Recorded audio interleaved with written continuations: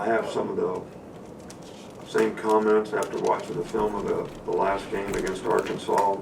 I think we had some lapses in the game. I think we still are searching to be able to play, a complete game.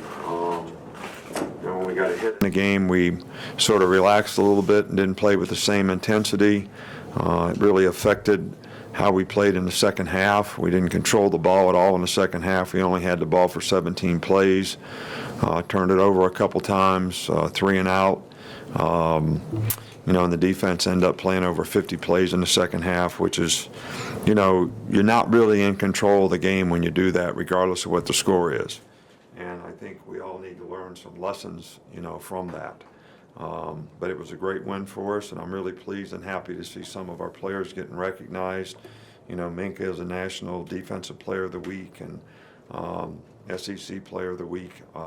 J.K. Scott on special teams. Jalen Hurd is a freshman. These guys have played very, very well, and we're extremely pleased that they are being recognized for that. From an injury standpoint, we have a couple guys that will be out today, probably. Hopefully they'll be back tomorrow. We're a little banged up after this game. Not serious things, but things that may require another day's rest for, several guys, including Reuben Foster and Alphonse Taylor.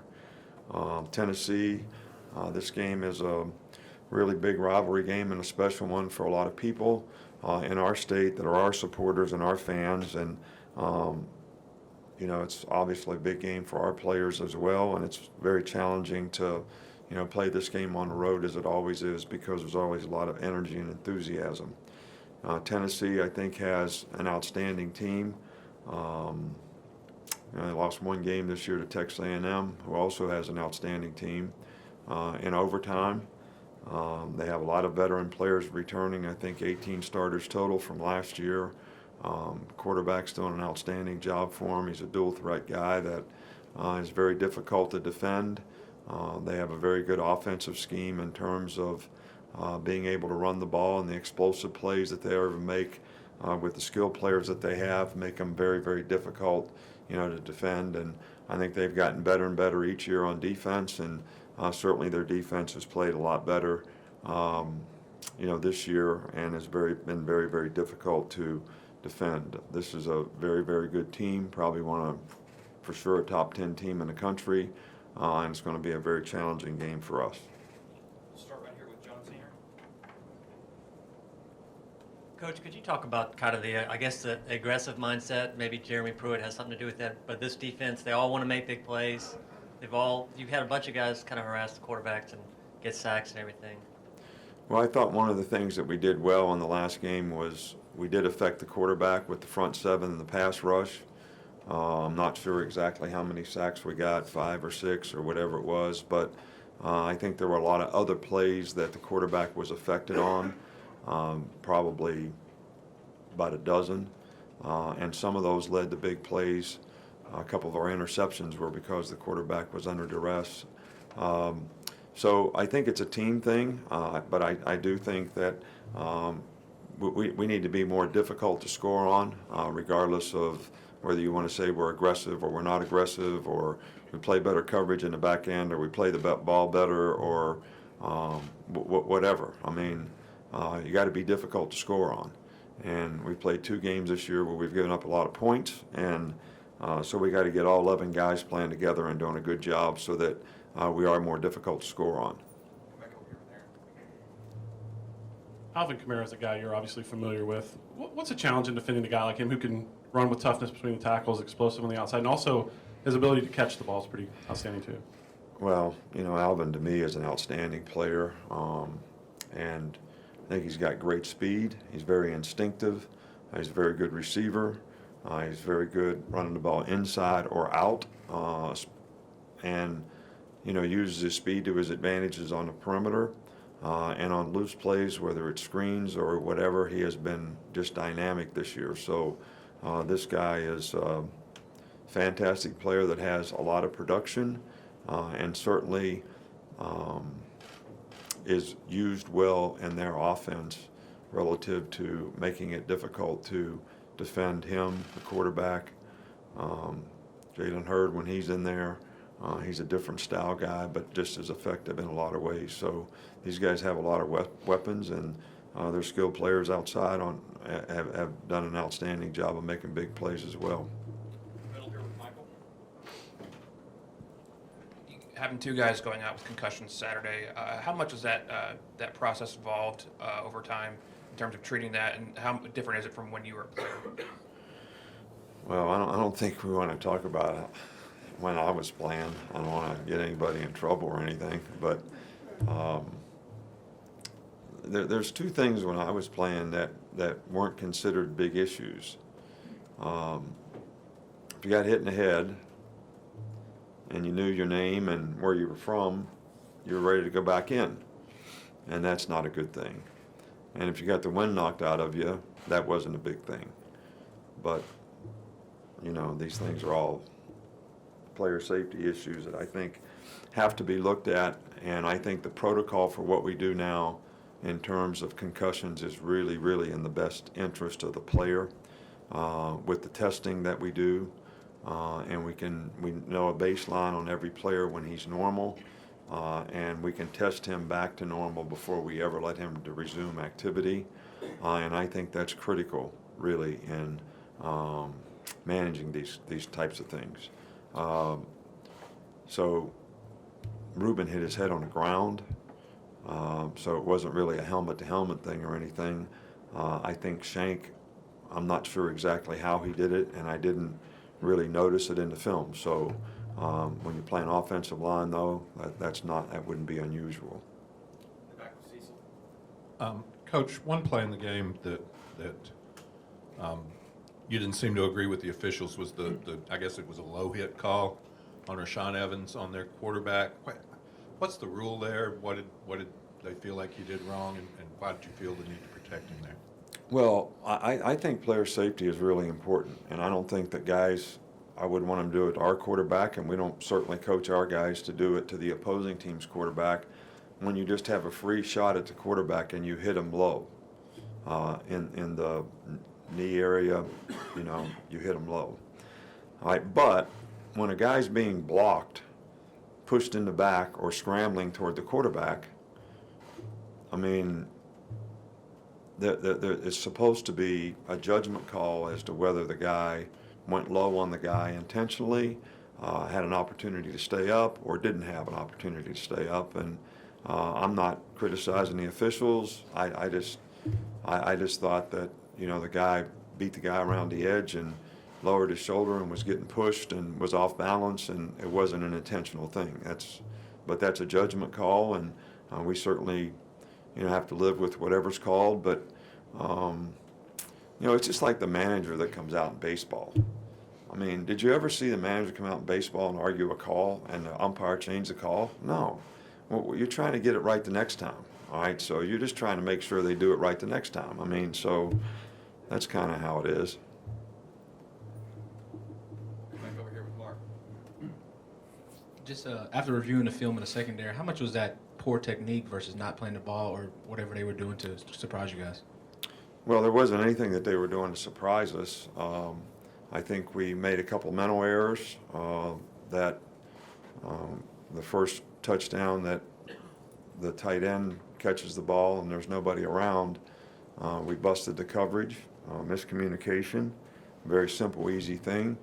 You know, we just didn't play smart at times in terms of executing what we were supposed to do, and there were several opportunities where we had a chance to make the decision you always have to make. Do I intercept the ball? Do I swat and hook the guy? Do I have to break down and tackle this guy here?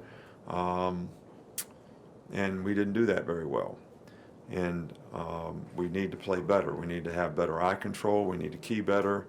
And we need to execute what we do a little better. And I think that players probably understand that, and they certainly want to play better, and we want to help them play better. Front left with Ken. Particularly in this big stretch, how important, how valuable is a J.K. Scott? And is it, I don't know, is it kind of easy to take him for granted a little bit? No, I don't take him for granted at all. I respect the guy's ability tremendously, and he has been very consistent this year so far. So we really have a great respect for the hard work that he's done, and what a weapon he is for us in terms of controlling vertical field position in the game. And we don't take him for granted, but we have one game that we're concerned about, so there's no stretch or anything. It's just one game. So that's this week, and that's the most important thing that we're trying to do, and hopefully we'll get him to execute well this week and keep the consistency up to where it's beneficial to our team. Back over here with Ben. I know it's part of the message every week, but given some of the comebacks that Tennessee has had this year, how critical is it to get a full 60 minutes out of this game and kind of not let up? Well, I think that was part of the original message that we need to do a better job of that. We can't relax in games. We can't have lapses in games. We can't think just because we're ahead. We always talk about no scoreboard, keep playing. But when you relax, you let the momentum of the game change, and that's hard to get back. And the way people score points now, I mean, there's been numerous games where people were ahead by 21 points and end up losing the game. So I think for everybody on the team to understand that, whether you're playing on special teams, offense, defense, it's really, really important. You're either controlling the game, forget about winning the game. You're either in control of the game or you're not. And if you don't stay in control of the game, then you're giving the other team a lot of opportunities to gain the momentum in the game that they need to get back in the game and maybe come back and have a chance to beat you. Here, we'll go in the back here. Coach, how often in practice do you practice defending a Hail Mary, and what are some of the keys for defending that? Well, everybody has a philosophy about how to do it, but we sort of try to man match them. We have certain guys that play the ball. We have certain guys that box out. I've lost games on this before. I don't think this is a play that anybody can take for granted, which is sometimes hard to get the players sold on, that they really have to go execute this play, that it is a play that can make a big difference in the game. I tell our players chapter and verse every game that this has been an issue. I mean, we won a game at LSU, the Bluegrass Miracle, on the same kind of thing. They already dumped the Gatorade on the other coach. All right, so it's not a play you can take for granted, and I think a lot of people assume that it's a low percentage play. They're not going to complete the ball. All right, but when you don't execute and do things correctly, you give them every opportunity to get the ball. So we do practice it on Thursdays. We practice it during scrimmages. We practice it in preseason. We practice it every week. And there's also plays that come off of that. People have hook and ladder. They have different other plays that, also have to be practiced and defended. Okay, a couple more, Alex and then Joe. I want to ask about Minka. His development as a cornerback, obviously the 3 interception game was huge, but his ability just to read plays from the backfield, what have you, defensive backfield, what have you seen his development in that area? Well, Minka's a really hard worker. He's a bright guy. He's a smart guy. He's a very instinctive player.